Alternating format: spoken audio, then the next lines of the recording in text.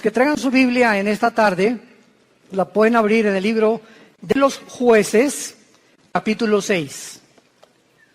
Nuestro tema se titula Dios habla en tiempos de crisis. Dios habla en tiempos de crisis. Vamos a ver en el capítulo 6 de Jueces la historia breve que enfrentó uno de los jueces de Israel llamado Gedeón. El libro de los Jueces, y esta es una característica increíble de la Biblia, que no se nos oculta los pecados de los más grandes hombres, ni tampoco se nos oculta los pecados de diferentes tribus o naciones que han a través del tiempo atravesado nuestra historia. Y el libro de los Jueces se puede considerar en el Antiguo Testamento que fue la época más oscura de la historia de Israel, donde más apostasía hubo, porque hubo aproximadamente 13 jueces en un periodo, estamos hablando de 400 años. O sea, el libro de los Jueces cubre un periodo de 400 años. Cubre 7 apostasías, 7 esclavitudes bajo 7 naciones paganas y 7 liberaciones de Dios. Este libro es un libro que contiene, vuelvo a repetir, la historia de este pueblo de Dios que es Israel, donde continuamente estaban ellos alejándose de Él. Y Dios iba y los recogía. Pero siempre Dios tiene hombres o mujeres que Él escoge para que tú vayas a tu casa a traer a tu familia a la cruz, para que puedas traer a tu nación a la cruz, para que en tu escuela comiences a alborotar la escuela y a conseguir que en tu escuela se hagan conferencias, para que podamos alcanzar al mayor número de personas, para que en tu negocio, en tu consultorio médico, en tu bufete de abogados, en tus despachos de contaduría, en tu taller de carpintería, Dios nos llama a nosotros para que seamos luz. Y mientras nosotros no estamos haciendo nada, los malos van a prosperar. Decía un gran hombre que la maldad existe porque los buenos no hacen nada.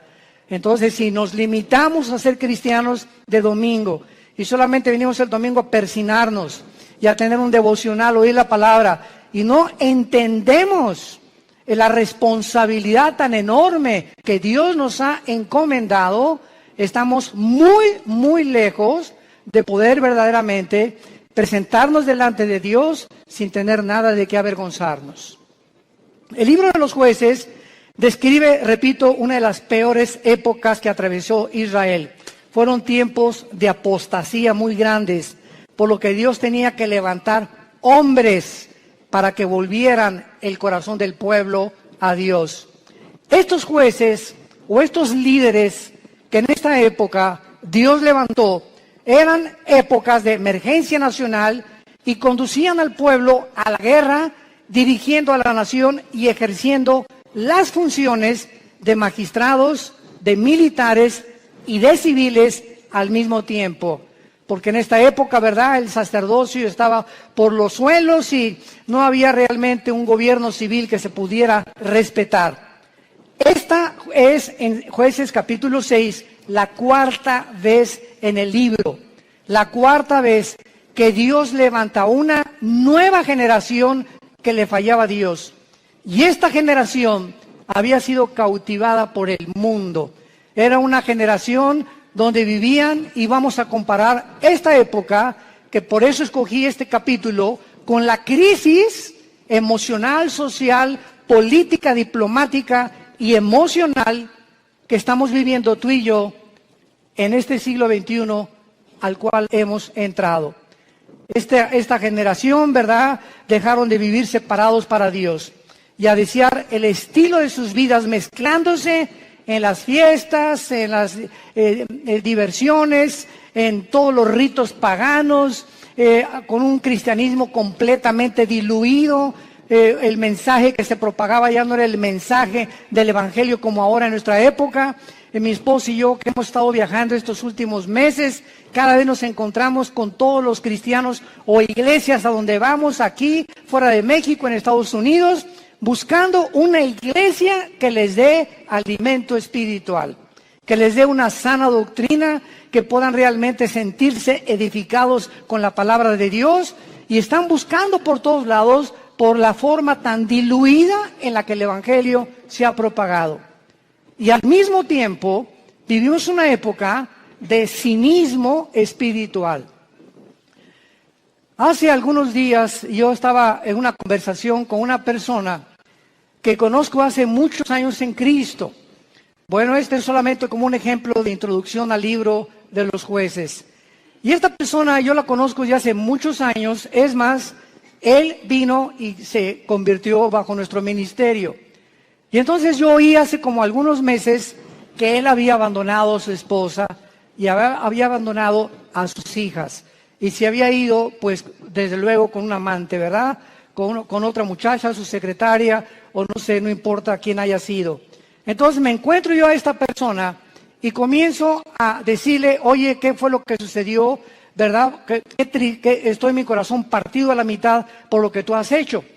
¿Y saben ustedes lo que me contestó esta persona que tenía aproximadamente o tiene casi 15 o 20 años en Cristo? Bueno, pero ya nos perdonó Dios.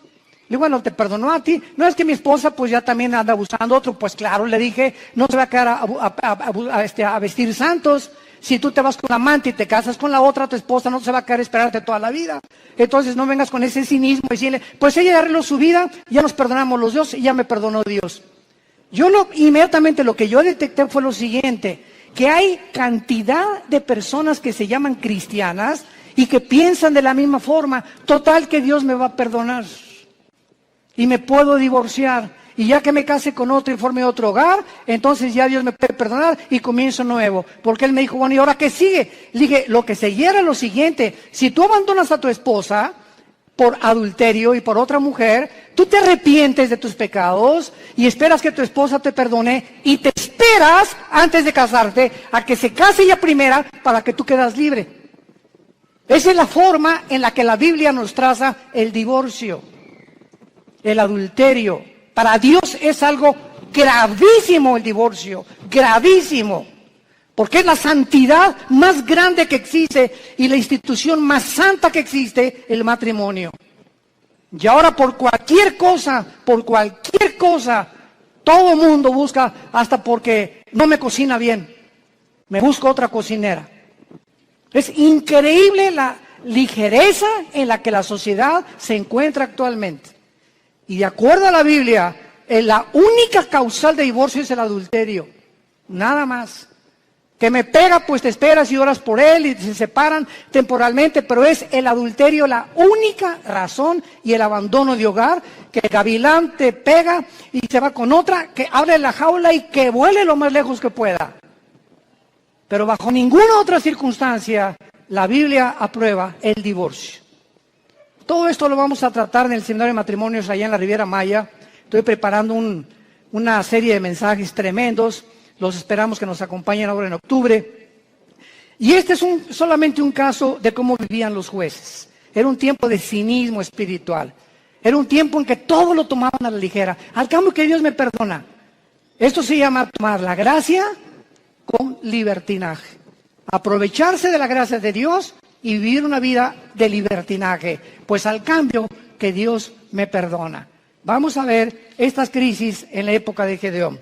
Capítulo 6, del 1 al 5, veamos el escenario en el que se encontraba Gedeón.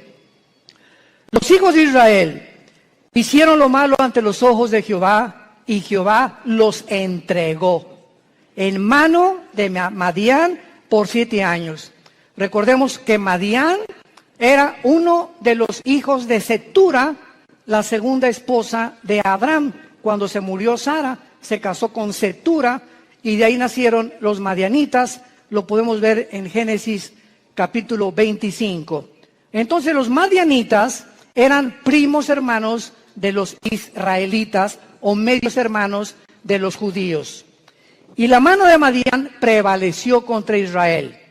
Y los hijos de Israel, por causa de los madianitas, se hicieron cuevas en los montes, cavernas y lugares fortificados. Pero pues sucedía que cuando Israel había sembrado, subían los madianitas y amalecitas, y los hijos del oriente contra ellos subían y los atacaban. Y acampando contra ellos, destruían los frutos de la tierra hasta llegar a Gaz. Y no dejaban que comer en Israel ni ovejas, ni bueyes, ni asnos. Porque subían ellos y sus ganados, y venían con sus tiendas en grande multitud, como langostas. Ellos y sus camellos eran innumerables, así venían a la tierra para devastarla. No cabe duda que podemos nosotros, con esta introducción, poder comparar la época en la que nosotros estamos viviendo y el paralelo tan grande que existía en los tiempos de Gedeón y nuestro tiempo actual. Vemos en estos primeros 5 versículos la primera clase de crisis. Estaban atravesando una crisis social y de mucha violencia. Israel se había abandonado de los caminos de Dios. Dios los entrega en manos a enemigos, porque esta es la forma como Dios trata con todos nosotros. Dice la Biblia que mientras estamos en la luz, 1 Juan capítulo 1, la sangre de Cristo nos limpia de todo pecado. Bajo la luz, el diablo, los demonios no pueden meterse con mi vida, ni con mis hijos menores de edad, porque estoy bajo la protección de Dios. En el momento en que nos movemos y regresamos a la dimensión de las tinieblas, que es donde Satanás tiene acceso, Satanás no tiene acceso a la luz. Dios es luz y no hay tinieblas en él. Entonces las tinieblas están relacionadas con el pecado. El momento en que tú pecas, o ya traes una mujer en tu mente que no es tu esposa, o ya metiste pornografía a tu casa, o ya comenzaste a hacer cosas que son desagradables a los ojos de Dios, sin que tú te des cuenta, si tú mantienes este tipo de vida, comienza el cerebro y las emociones a ser afectadas, y entonces viene lo que se llama el engaño, donde comienzas a engañarte, porque el pecado tiene el poder de engañarnos, y comienzas a convencerte que no estás tan mal. No, esa es una prostituta, esa sí está mal. No, yo no soy con mi compadre si es borracho, parrandero y jugador. Yo por lo menos estoy casado con mi esposa y tengo mis aventuritas, ¿verdad? De vez en cuando, una canita al aire, pero de vez en cuando. Y Dios es un Dios que dice la Biblia, sus párpados nos examinan y nuestros caminos están delante de Él las 24 horas del día. Y cuando viene el engaño, cuando vienes tú a la iglesia a oír la palabra de Dios como los domingos o los estudios entre semana que muchos de ustedes toman o en el ITI, el propósito de Dios al exponernos a su palabra es abrirnos el entendimiento para convencernos de pecado. Siempre que hay un mensaje de la Biblia, hay algo que el Espíritu Santo usa que se llama la convicción de pecado, porque solo Él, ni el pastor, ni tu compadre, ni nadie te va a convencer que estás mal más que la palabra de Dios. Entonces nos exponemos a la palabra de Dios y tú en esta tarde que escuchas tienes esta oportunidad en la que Dios te está hablando. Yo no sé tu vida. Muchos dicen, es que ¿quién le contó mi vida? Nadie me ha contado tu vida, ni te conozco, mosco. Entonces ese es un problema tuyo y con Dios, pero Dios usa la Biblia, y si tú cuando oyes la palabra de Dios no te arrepientes y sales por esa puerta igual que como entraste, viene lo que se llama la dureza del corazón, que se usa con la palabra porosis en el griego, que es cuando un carpintero o una persona que usa instrumentos de martillos y de cinceles está golpeando y golpeando hasta que te salen callos en las manos. Esto es un fenómeno muy interesante. Y cuando te salen callos, lo interesante que el callo no tiene células. Le metes al callo una aguja y no lo sientes. Trátalo y vas a ver cuando te salga un callo, porque es tejido muerto. Y esta palabra se usa en el hebreo y en el griego para describir la dureza del corazón que muchos cristianos comienzan a tener, donde llega el momento que la palabra, como una espada que quiere cortar, ya no corta, porque ya perdiste la sensibilidad al Espíritu Santo. Y entonces, cuando llegas a ese punto donde ya no eres sensible a la palabra de Dios y que no te das cuenta cuán duro está tu corazón, si eres una persona regenerada por el Espíritu Santo y realmente naciste de nuevo, eres un hijo y eres una hija de Dios, Hebreos 12, Dios te va a disciplinar. Y déjame decirte algo, cuando a Dios le queda esa opción de disciplinarnos, su mano es muy, pero muy pesada. Dice en Hebreos 10, horrenda cosa es caer en manos del Dios vivo. Y no les está hablando a los incrédulos, le está hablando a la familia de Dios. Su mano es muy pesada, porque Cristo dijo, es preferible que pierdas tu mano, tu pierna, tu brazo, o tus ojos, o lo que sea físicamente, a que entres al infierno entero.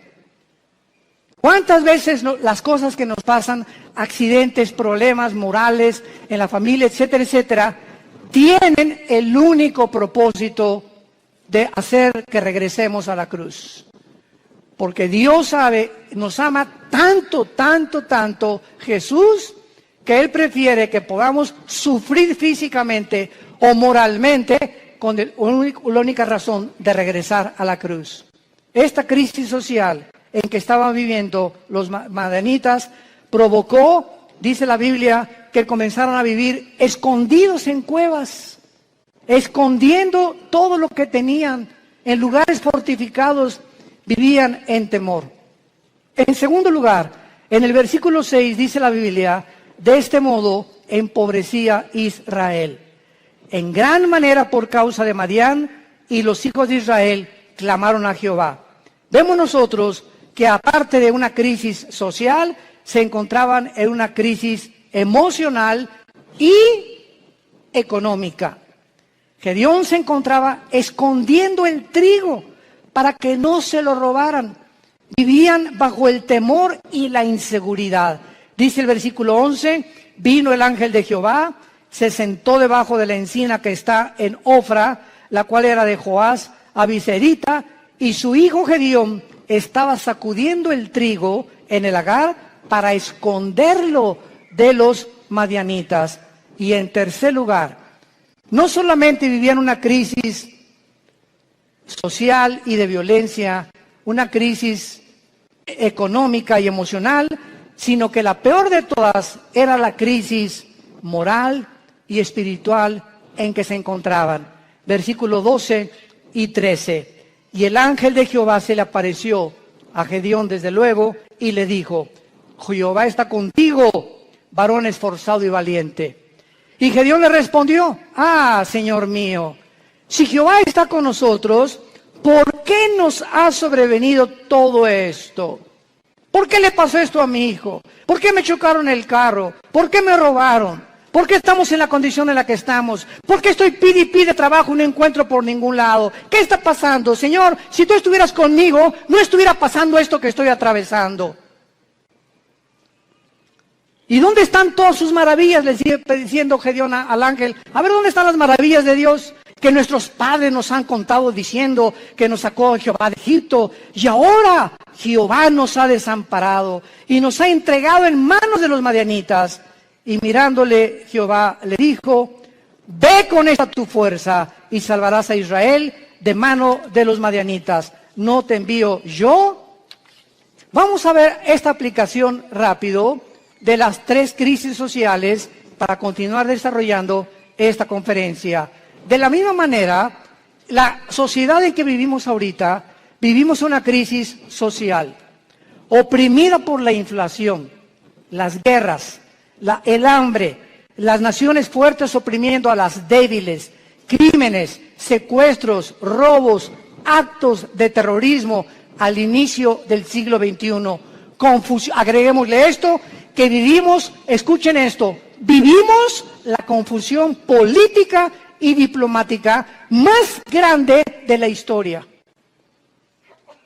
Vivimos la confusión política más grande y diplomática de la historia. Podríamos decirle nosotros que nacimos después de la Segunda Guerra Mundial, que desde la Segunda Guerra Mundial, que Estados Unidos se levantó como la supremacía política, económica y militar del mundo, seguido por la Unión Soviética o las repúblicas socialistas soviéticas, hasta el siglo XXI hemos entrado a un punto donde ya entre las mismas naciones, a pesar de la grande tecnología y los avances científicos que tenemos, nos encontramos tan confundidos políticamente, donde ya los gobiernos del mundo ya no saben qué sistema de gobierno utilizar, si socialismo, si comunismo o socialismo y comunismo mezclarlo, si democracia, si monarquía, porque los sistemas que se han probado hasta el siglo XXI, las mismas democracias han fracasado.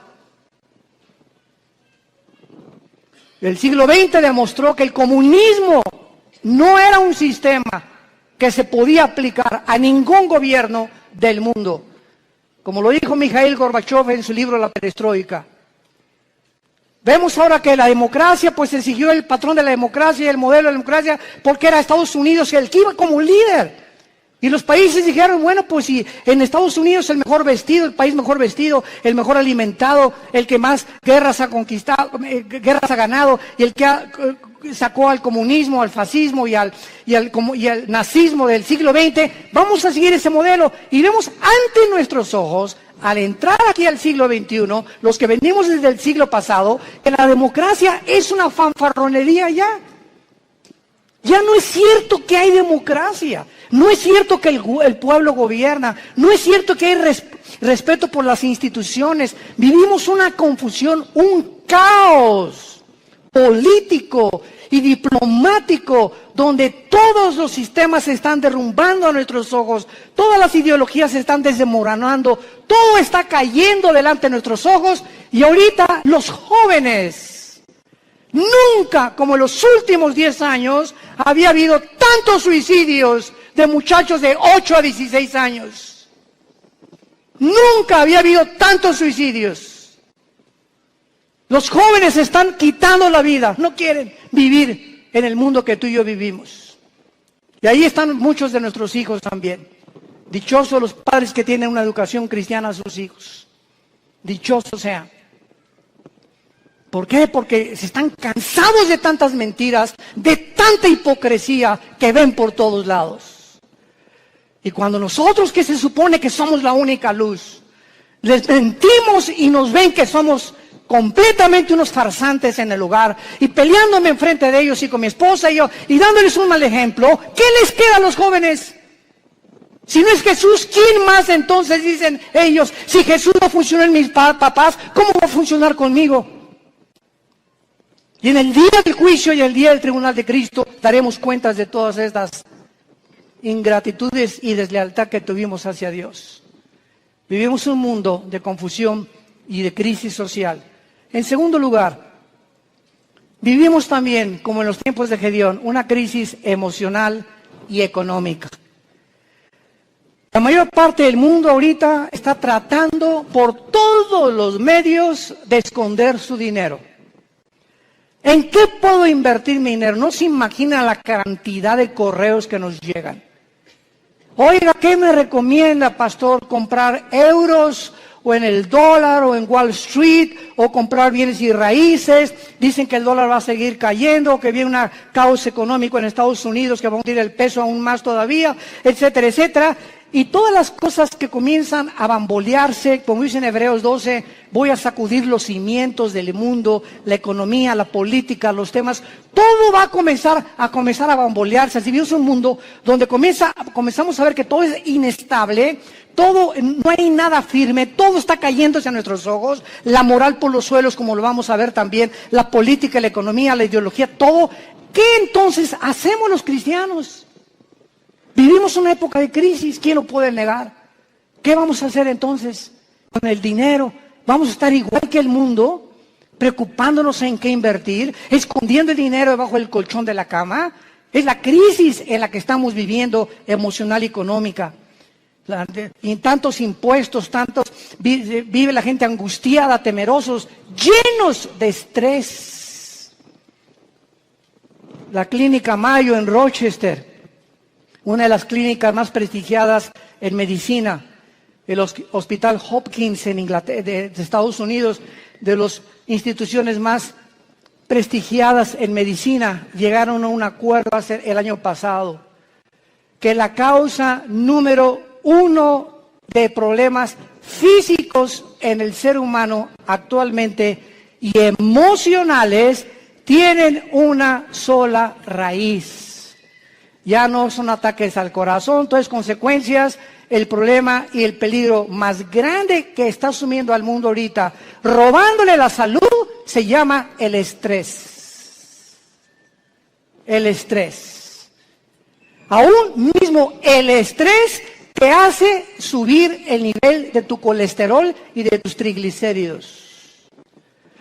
Así que si tú eres una persona que fuiste al médico y tienes más de 200 de colesterol arriba, o tu glucosa pasa de los 100 puntos, etcétera, etcétera, y tú dices, bueno, voy a entrar a una dieta, y crees que con la dieta se va a mejorar, claro que te va a ayudar, pero si no va acompañado con la paz en tu vida, y tú puedes estar comiendo todos los días lechuga y convertirte en el bunny bugs, en el conejo.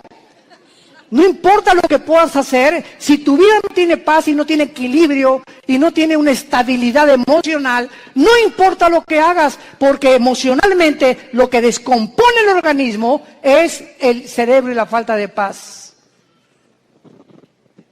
El estrés es un estado de angustia, de incertidumbre, que estás así, de enojo, de ira, de desconfianza en el mundo, andas como león enjaulado y se te atraviesa en el tráfico y quieres sacar la pistola y le recuerdas a la mamá y hasta a la abuelita le recuerdas cuando se atraviesan en el tráfico. Y llegas a la casa y estás igual. Entonces, tú no vas a llegar a los 40, 50, 60 años de edad como una persona normal y vas a comenzar a padecer de enfermedades que tienes una buena dieta, pero te está descomponiendo tu estado emocional. ¿Por qué? Porque no tienes paz. Y hace 2000 años, Jesucristo nos dio la medicina para el estrés. Mateo capítulo 6, versículo 25 en adelante. Por nada estén afanosos. La vida es más que el alimento y el cuerpo más que el vestido. Miren ustedes a las aves de los cielos. Aunque tú en tu cerebro no lo puedas captar, ni lo puedas dimensionar, los pajaritos, cada pajarito de cada campo, de cada bosque en el mundo, cada pajarito depende de mi Padre. Y Dios les puso a los pajaritos un chip para que nunca veas a un pajarito sembrar, para que nunca veas a un pajarito cosechar, y para que jamás vayas a encontrar que ningún pajarito nunca guardan su comida, no la almacenan en Banamex ni en Bancomer. Y sin embargo, vale $1 cada pajarito, 2 pesos, y si mi Padre los alimenta, ¿cuánto más ustedes, que di mi vida en una cruz, que resucité de los muertos, que cambié la historia, que me aparecía a más de 500 personas en los primeros meses y años de mi vida, y que vivo en el corazón de muchos de ustedes? ¿Cómo es posible que hayas llegado a ese punto donde dudes que te voy a dejar? Ahora que estábamos mi esposa y yo en Acapulco, no estábamos ni en la playa. Siempre que, igual cuando vamos a la Riviera Maya, ¿verdad? Lo que menos, ni a la alberca nos da tiempo de meternos, porque vamos a ministrar a la gente. Y estábamos en Acapulco y tuvimos el desayuno, 600 personas. Fue una vez, como no se imagina qué bendición fue. Nuestra iglesia en Acapulco está creciendo tremendamente. Bueno, en la consejería llegó una muchacha este fin de semana pasado y nos dice a mi esposa y a mí, de 18 años, ay, Ay, pastores, ¿qué te pasa, nena? Pues no tengo trabajo. Nena, ¿tienes papá? Sí. ¿Y mamá? También. ¿Cama para dormir? Sí. ¿Y comida? Sí. Entonces, ¿y eres cristiana? Sí. Entonces, ¿por qué estás en esta condición? Dale gracias a Dios y dile, Padre, gracias por mi papá, tengo cama, tengo alimento, tengo que vestirme, me están pagando la escuela y te preocupas porque no tienes trabajo y llegas a un estado de estrés en el que casi te estás desmoronando enfrente de nosotros. Le dije, eres una incrédula. Tú no puedes agradar a Dios de esta manera. El día que tú le des gracias a Dios por lo que tienes y no te fijes en lo que no tienes, Dios te va a dar el trabajo. Fíjense ustedes cómo somos, ¿verdad? ¿Cómo somos nosotros? ¿Cuántos refugiados salen ahorita de Siria? 6 millones. Velos en los periódicos, velos en los videos, con una maleta, con 3 cambios de ropa o 2 a lo mucho, con 3 o 4 chamaquitos detrás de ellos, sin saber qué país les va a abrir la puerta, sin saber si mañana van a dormir en la tierra, en un camión, si los van a matar. Y nos estamos quejando nosotros. Nos estamos quejando nosotros. ¿Será posible que seamos tan malagradecidos? Y siempre viendo lo malo, siempre no tengo esto y no tengo aquello, pero tienes vida y vives en un país libre, tienes padres, tienes una casa, tienes un petate donde echarte, tienes guaraches.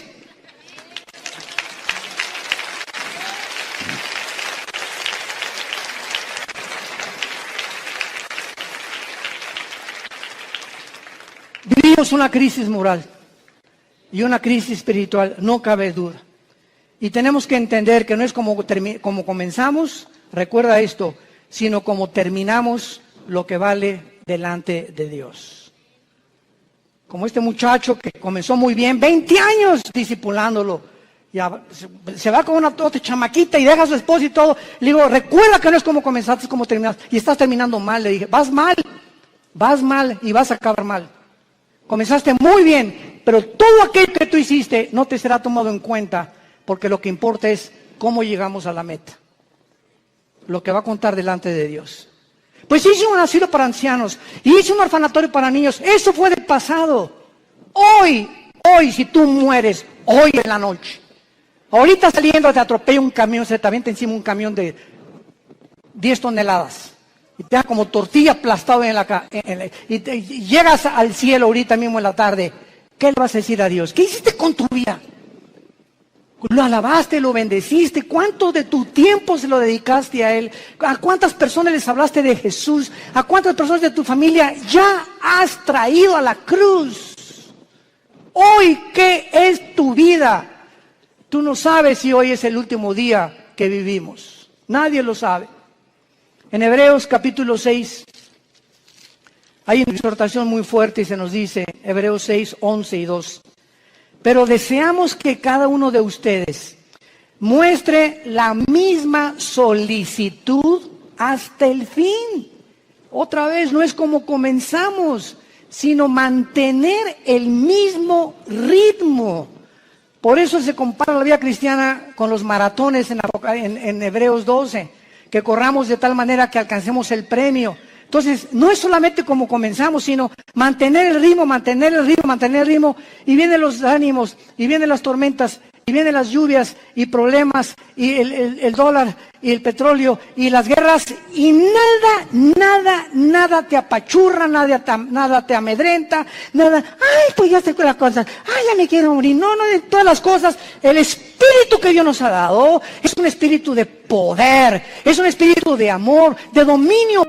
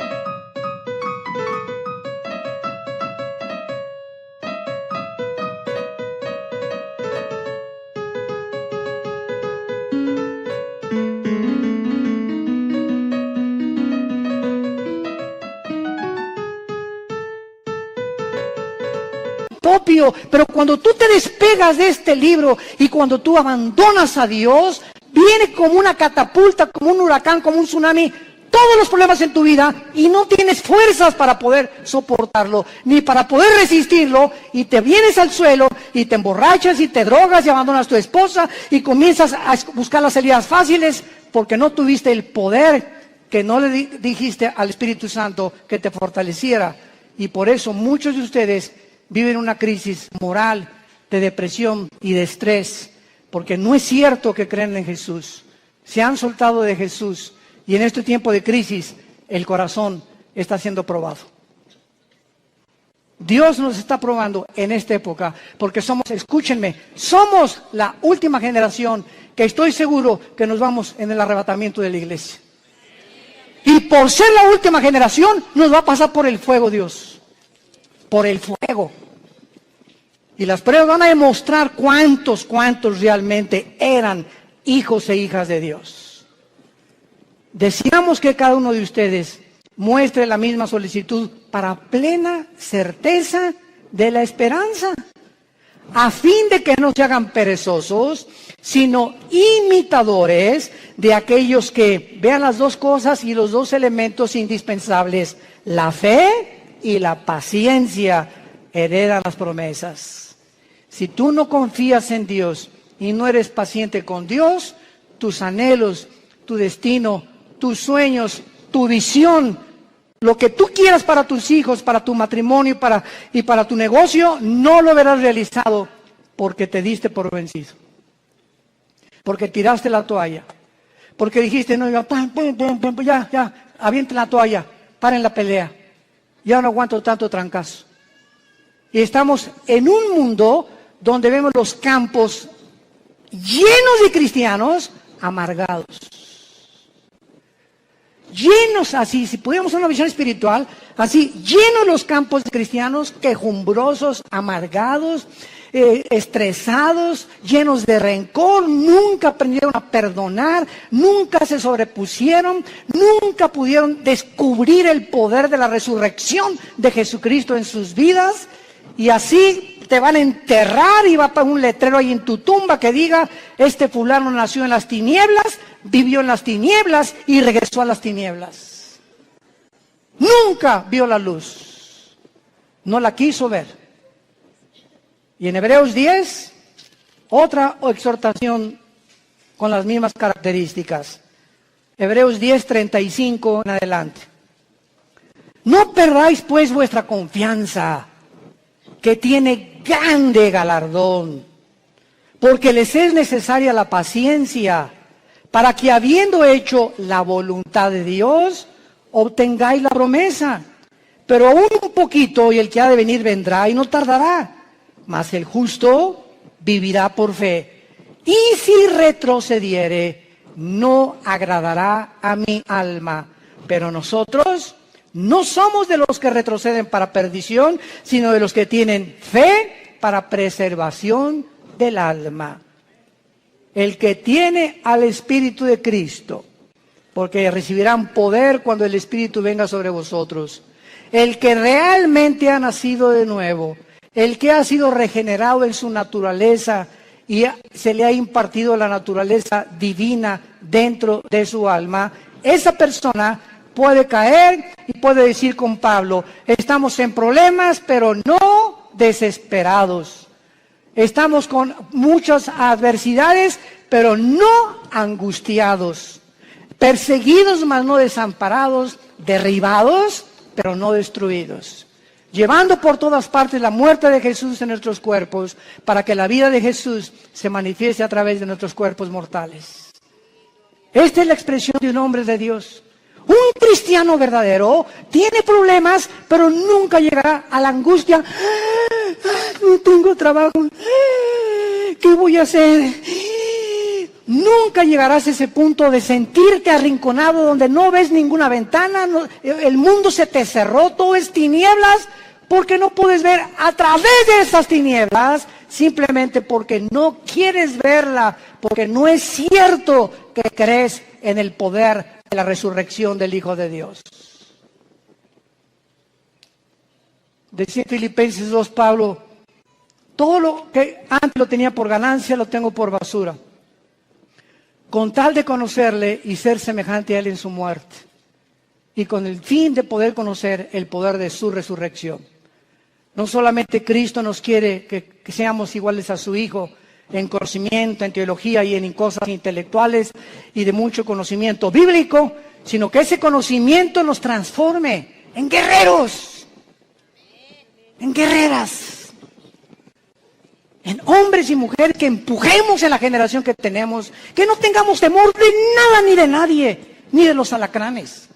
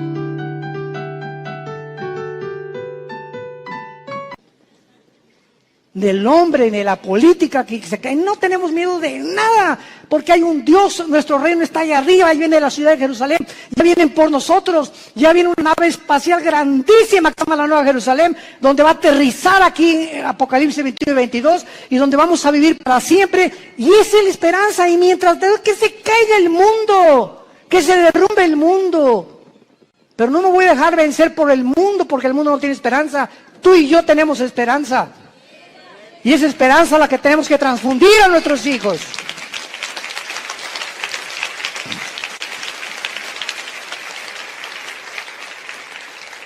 No caigamos en lo que al principio Gedeón estaba cayendo. Si Dios existe, ¿por qué me está sucediendo esto? ¿Por qué Dios no me sale de mis problemas? ¿Por qué me permitió Dios que me casara con esta persona? ¿Por qué Dios me ha abandonado? Cuando entramos en ese punto de depresión, es tan difícil que podamos nosotros salir de él. En el versículo 14 de Jueces 6 de nuestro pasaje, vemos que Dios habla en tiempos de crisis. Y mirándolo Jehová, le dijo: ve con esta tu fuerza y salvarás a Israel de mano de los madianitas. ¿No te envío yo? Ante todos estos cuestionamientos de inseguridad, ese es el problema. Que estamos viendo alrededor lo que el mundo, las noticias y cómo el mundo se está desmoronando ante nuestros ojos, pero no vemos el poder que tenemos dentro del Espíritu Santo. ¿Por qué creen que Dios nos dio el Espíritu Santo? Dice: les daré poder, porque no lo tenemos. Y es un espíritu de poder, es un espíritu que nos va a hacer sobreponernos a todo lo que atravesemos. Aunque pasemos por el fuego no nos quemará, por el agua no nos ahogaremos, y aunque un ejército nos rodea a nuestro alrededor, Jehová es mi luz, mi salvación y mi esperanza, no temeré de nada ni de nadie, Él es mi pastor, nada me faltará. Aunque ande en valle de muerte, no tendré miedo de nada ni de nadie. Y todo este espíritu y toda esta capacidad que tenemos dentro es precisamente para vencer al mundo. Y dice 1 Juan capítulo 5, todo el que es nacido de Dios vence al mundo. Y esta es la fe que ha vencido al mundo, nuestra fe. Entonces tenemos que entender, si no somos vencedores y somos un grupo de cristianos tirados, quejumbrosos, tirándose, ni hacen almas, y te dejas llevar con todas las malas noticias del mundo, y por acá y por allá, simplemente es porque te has desconectado de la fuente de energía. Porque separados de Él, nada podremos hacer. De la misma manera, Dios te habla y te dice lo mismo. Te he llamado para enviarte a tu familia. ¿Por qué crees que te salvé, dice Dios en esta tarde? ¿Por qué crees que tú fuiste el primero en tu familia en conocerme? Vas a llegar con tu familia, y si son religiosos, o son mormones, o son masones, o son musulmanes, no importa, todos venimos de familiares con diferentes ideologías. Y Dios toma una persona en la familia para iluminarla, para darnos el conocimiento. Así comenzamos en nuestra propia familia. En la familia nosotros comenzamos con mi hermano Alejandro, que es el director del Instituto Teológico Internacional. 2 años después me convertí yo, después mi hermana, mi mamá, mi abuela, que fue presidenta de la Acción Católica 35 años, la viejita se convierte a los 82 años.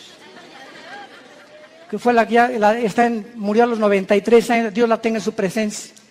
Pero toda la familia de repente, ¿verdad? Con el testimonio, con todos ahorita, todos los nuestros, ¿verdad? Desde luego, ya primos tenemos que no, pero lo que somos hermanos y todos de nosotros, todos somos cristianos y todos servimos a Dios.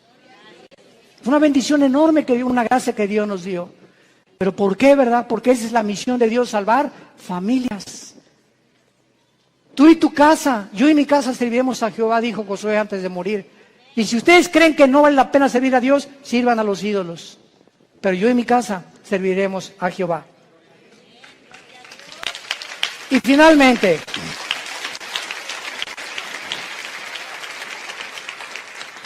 Gedeón le responde a Dios, versículo 15 y 16. Entonces le respondió, Señor mío, ¿con qué salvaré yo a Israel? He aquí que mi familia es pobre en Manasés, y yo el menor en la casa de mi padre. Jehová le dijo, ciertamente, yo estaré contigo, y derrotarás a los madianitas como a un solo hombre. ¿Has tú también argumentado igual con Dios? Señor, pero ¿cómo salvaré a mi familia? ¿Cómo les puedo testificar si soy débil? ¿Cómo me pones a mí de maestro de escuela dominical si con trabajo sé enseñar? ¿Cómo me quieres mandar a mí de misionero si tengo miedo de los afganistanes ahí en Venezuela? ¿Cómo me mandas a mí de estas cosas? Y siempre estamos viéndonos nuestras capacidades. Siempre estamos viendo lo que nosotros podemos o no podemos hacer. ¿Cómo no me van a mí escuchar si en mi clase les hablo? Tartamudo, Señor. No veas tu tartamudez, no veas tus discapacidades, no veas tus debilidades, velo a Él.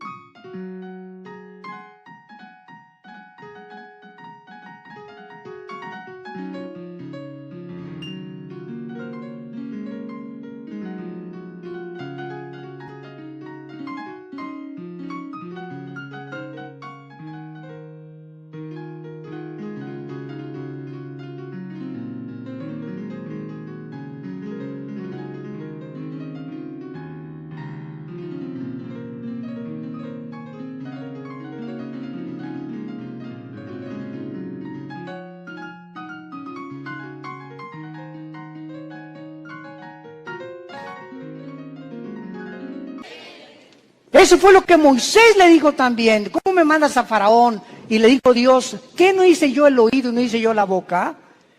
No tengas miedo, vas en mi nombre y yo te daré el poder y la capacidad que ni siquiera conocías, porque cosas que están ocultas y que no han consumido el corazón del hombre y que el hombre no ha conocido son las que Dios tiene escondidas y guardadas para los que le aman y creen en Él. Ve, sé valiente, ve con tu familia, sé valiente con tus amigos, sé valiente en tu trabajo, háblales del Señor, háblales de Cristo. Tú no te imaginas, cuando acabes de hablar, te vas a preguntar, ¿fui yo? Así es, comenzamos a desconocernos. Yo antes de subir un púlpito, ¿verdad? Estuve 3 años de misionero, primero en la sierra. Ahí comencé yo de misionero, lo comentaba ahorita en la mañana al pastor César.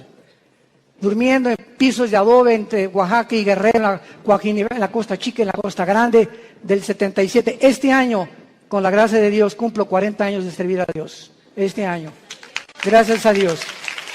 Pero comenzamos. Dormíamos en ladrillos, envueltos en periódicos. Me dio malaria, me dio tifoidea 2 veces, temperaturas de 40 grados. Si no había un doctor por ahí, yo no estaría vivo ahorita.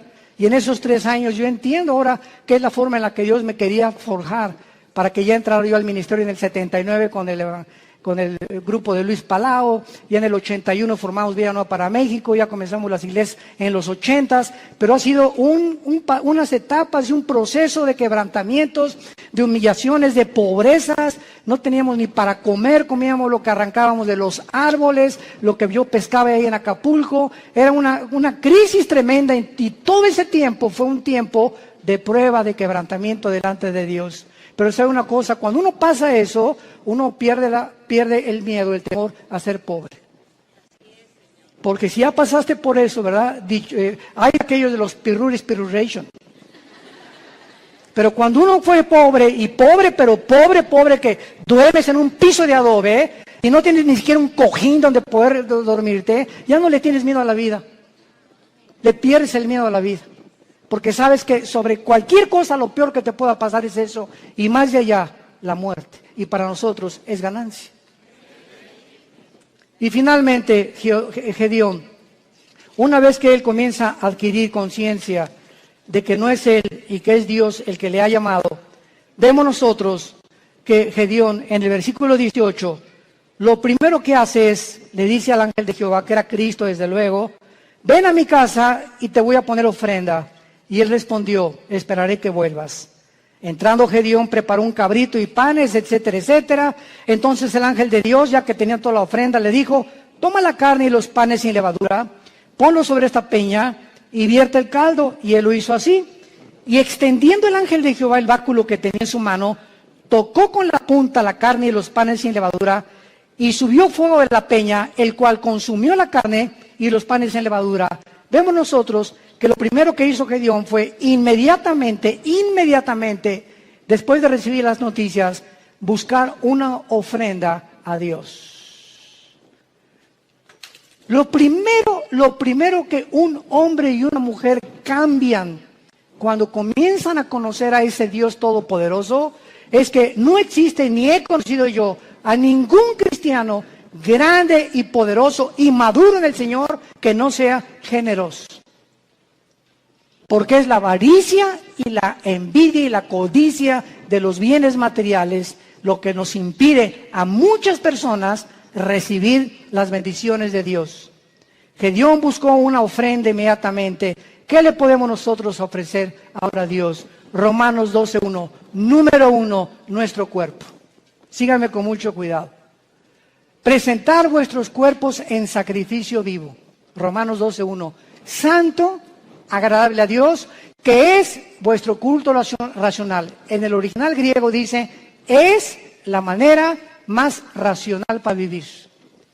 Si tú quieres servir a Dios, lo primero que comienzas es cuidar tu cuerpo. Y no solamente de lo que comes, sino también sexualmente. Nadie puede servir a Dios cuando hay una sensualidad o una sexualidad no controlada. El hombre más sabio de la historia, Salomón, y el hombre más fuerte de la historia, Sansón, los dos fueron vencidos por una mujer que no era su esposa. Y aquí está en la Biblia como ejemplo para que podamos aprender a no confiar en nosotros mismos. El que mire que está firme, mire que no caiga. No jueguen con el pecado sexual. No juegues ni te dejes tocar por tu novio. No toques a tu novia si la quieres. ¿Por qué? Porque eso es santo delante de Dios. No salten a privilegios, jóvenes que me escuchan, que no les corresponden. Espérate hasta el matrimonio. El acto sexual es solamente permitido por Dios y grandemente bendecido dentro de la esfera.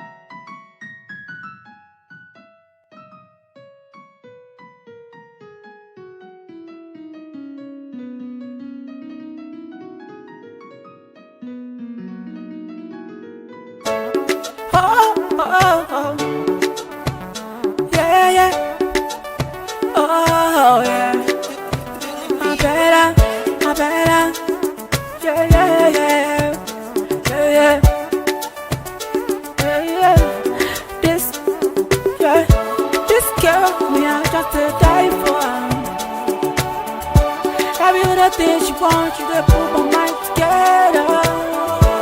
Now they give a phone call. She kept my other guys when she does the 3, 4. Which can't get it, please. I better not, I better not, I better, I better, I better, oh, I better, oh, I better. My friend just a text you for your DM on WhatsApp. Girl, you know they reply, oh. Hold on. This guy is a cool guy, he's a very soft guy. As you know, fall for me, you go fall for her. This girl get a ransom. My guy not a sharp guy. He's a dark guy. He's a tough guy. I better, oh, I better, oh, I better.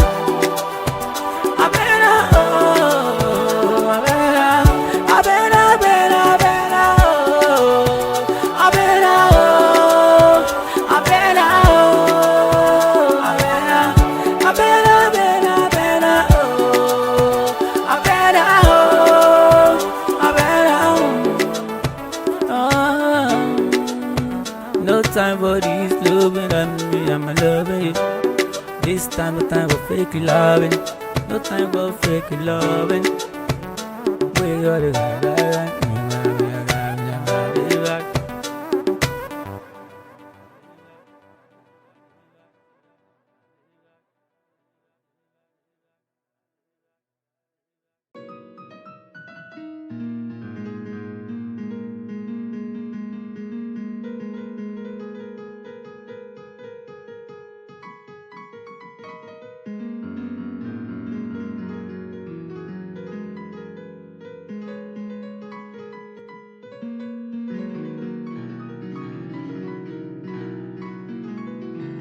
Del matrimonio.